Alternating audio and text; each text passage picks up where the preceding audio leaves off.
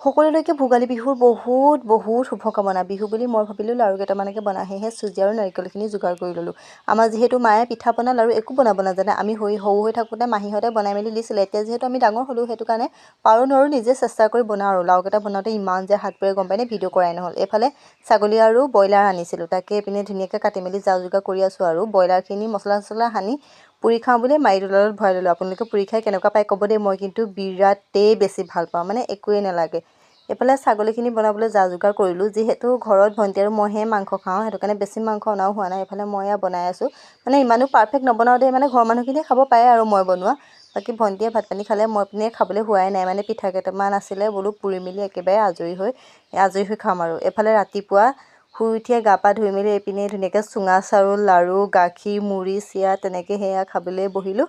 বাকী পুনৰবাৰ সকলোলৈকে ভোগালী বিহুৰ বহুত শুভকামনা।